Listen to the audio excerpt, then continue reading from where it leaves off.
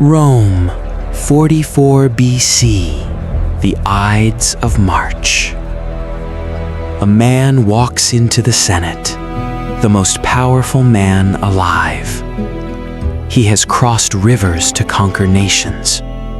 He has stared down armies and made enemies kneel.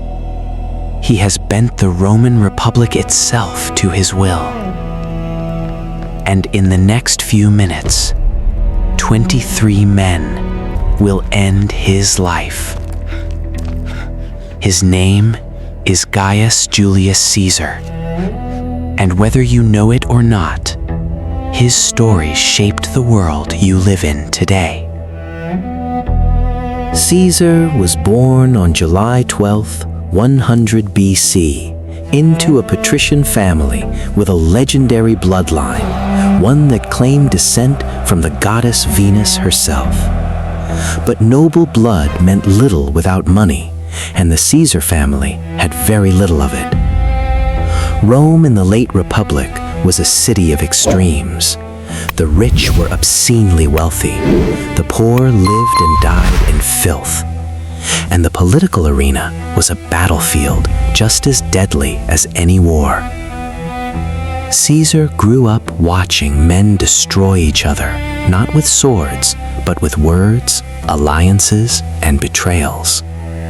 He was studying, he was learning, he was waiting. When Caesar was just a teenager, the dictator Sulla seized power in Rome. Sulla hated Caesar's family. Caesar's uncle Marius had been Sulla's greatest enemy. Sulla ordered the young Caesar to divorce his wife, Cornelia, as a show of loyalty. Caesar refused. It was the first great act of defiance in his life. Sulla's men hunted him through the hills of Italy. Caesar fled, bribing soldiers, hiding in the dark. He survived, barely. And those who knew Sulla warned him, "Beware this boy. In him there are many Mariuses." They were more right than they knew. With Sulla dead, Caesar returned to Rome and began the long climb. He studied oratory in Rhodes and became one of the most brilliant speakers in the Republic. He spent lavishly, bribing voters, throwing public games, building political alliances. He was charming, he was brilliant, he was dangerously ambitious. He served as questor, then aedile, then praetor, climbing every rung of the Roman ladder with calculated speed. He made friends with the wealthy and powerful. He also made powerful enemies. But Caesar was playing a longer game than anyone realized. In 60 BC, Caesar formed one of the most consequential political alliances in human history. A secret agreement with Pompey, Rome's greatest general, and Crassus, Rome's wealthiest man.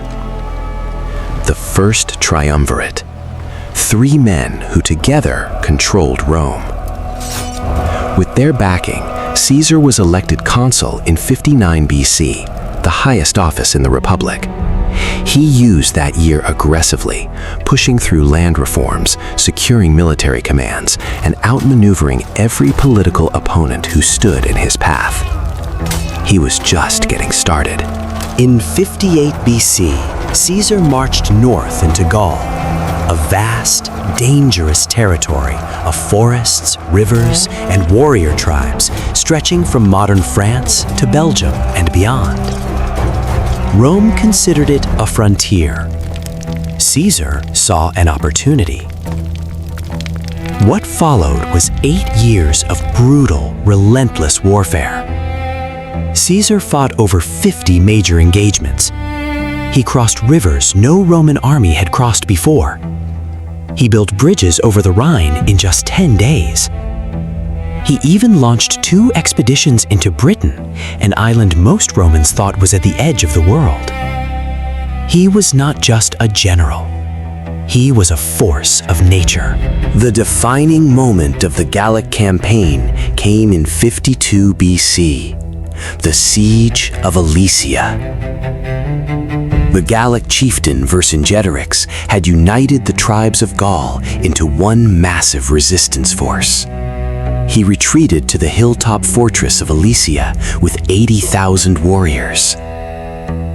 Caesar surrounded the entire mountain with 2 rings of fortifications, one facing inward to contain Vercingetorix, one facing outward to hold off a relief army of 250,000 Gauls. For weeks, Caesar's army of roughly 50,000 men fought on 2 fronts simultaneously, surrounded and outnumbering themselves. They held.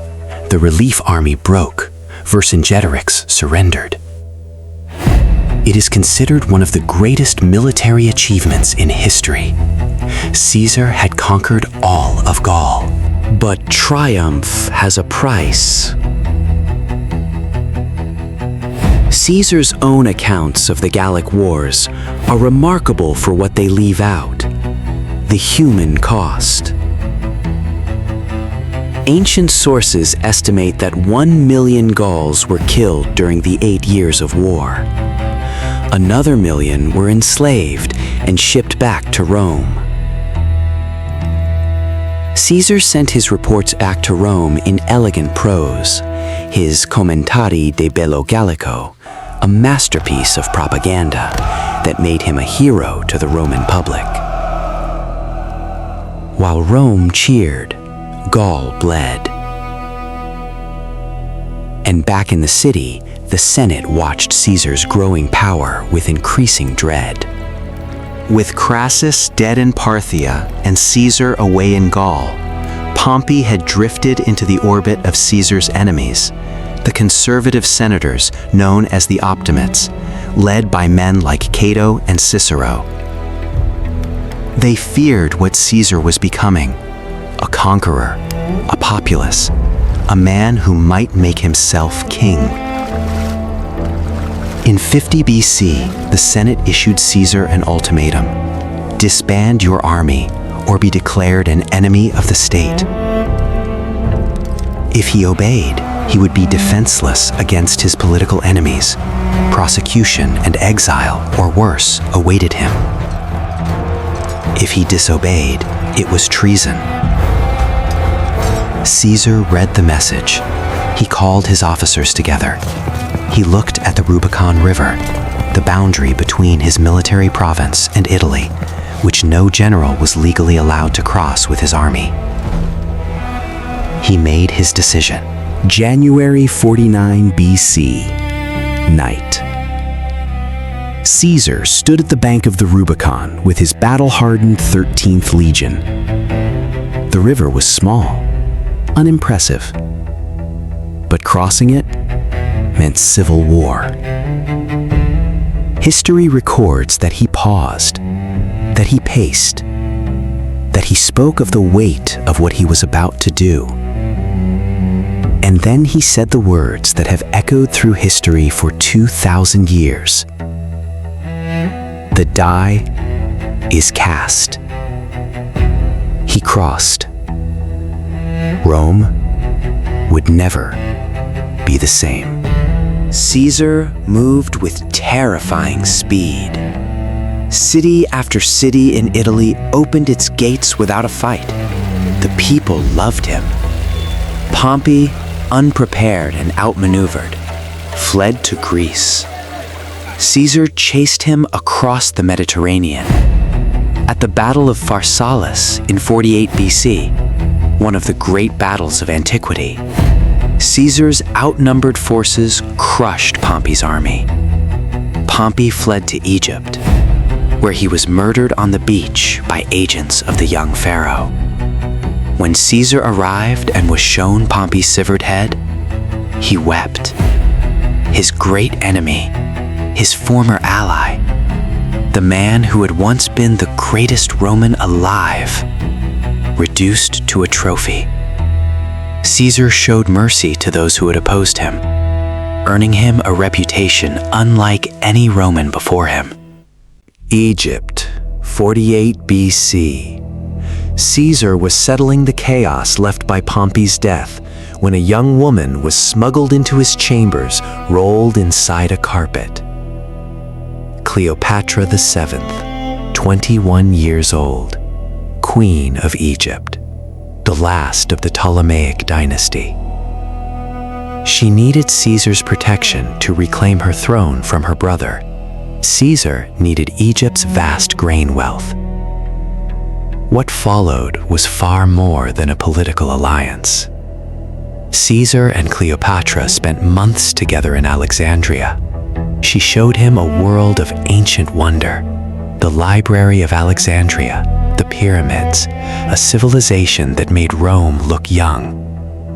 She bore him a son, Caesarion. Caesar installed her as queen and left for Rome, forever changed by the East. By 44 BC, Caesar held a title no Roman had held before: Dictator Perpetuo, dictator in perpetuity, not for a fixed term, forever. He reformed the calendar, giving us the Julian calendar, still the basis of our modern one. He restructured the Senate. He extended Roman citizenship to provincial peoples. He launched massive building projects. He was, in effect, already a king. He just refused to take the title. But the Senate saw what he was, and a small group of men began to whisper. Among them was Marcus Junius Brutus, one of Caesar's closest friends. Brutus was a man of principle, a philosopher who genuinely believed in the Roman Republic. He had fought against Caesar in the Civil War and been pardoned. Caesar trusted him deeply. And Cassius, sharp, resentful, political. He saw in Brutus a perfect shield for the conspiracy. If noble Brutus supported it, it was not murder, it was a patriotic act. They called themselves the Liberators. The Liberators. Men at some time are masters of their fate. 23 senators joined the plot. They chose the Ides of March, March 15th, 44 BC. Caesar received warnings. His wife Calpurnia begged him not to go. A soothsayer in the street called out, "Beware the Ides of March." Caesar went anyway. The Senate met that day in the theater of Pompeii, a bitter irony not lost on history. As Caesar took his seat, the conspirators moved into position. One approached with a petition, Men at some time are grabbing Caesar's toga to hold him in place. Fault, dear Brutus, is not in our stars, but The in signal. ourselves, that we are underlings. The first blade struck. Caesar turned and fought. He was a soldier, not a helpless man. He pulled his toga over his face so he would die with dignity. He took 23 stab wounds. And when he saw Brutus among his attackers, Brutus, his friend, his protege, history records that he said nothing. He simply covered his face and fell at the base of Pompey's statue, bleeding, gone. The conspirators believed that killing Caesar would restore the Republic. They were catastrophically wrong. Mark Antony, Caesar's loyal general, delivered a funeral oration that inflamed the Roman mob. He read Caesar's will, which left money to every Roman citizen. He showed them Caesar's blood-soaked toga. Rome erupted. The conspirators fled for their lives. Caesar's adopted son, Octavian, returned from Greece, quiet, cold, calculating. He formed a new alliance with Antony and Lepidus, the second triumvirate. The wars that followed consumed the entire Mediterranean world. Brutus and Cassius died at Philippi. Antony and Cleopatra died together in Egypt. The Republic, the thing the conspirators had killed to save, died with them. The Roman Senate declared Julius Caesar a god, Divus Julius. His adopted son, Octavian, taking the title Augustus, became the first Roman emperor, and every emperor who followed called himself Caesar, giving us the titles Tsar in Russia and Kaiser in Germany. The month of July is named after him. The Julian calendar organized human civilization for over 15 centuries. His military tactics are still studied in military academies today. His writing, clear, direct, brilliant, is still taught in Latin classrooms around the world. When Shakespeare wrote of Caesar 400 years after his death, audiences wept. When historians write of him today, debate still rages. Was he a tyrant? A liberator? A genius? A monster? Perhaps all of them. Stand at the Roman Forum today, and you can see the spot where Caesar's body was cremated. 2,000 years later, people still leave flowers there. He never called himself king. He never formally dismantled the Republic. He never quite overstepped the final line until he did. One man, 100 years of turbulence and transformation, a name that has never stopped echoing. Gaius Julius Caesar did not simply conquer a world, he invented the template for what power could look like, and every ruler since has lived in his shadow. The die was cast on a cold January night at a shallow river, and from that moment, the ancient world began its slow transformation into the world we know today. Caesar is gone, but Caesar is everywhere.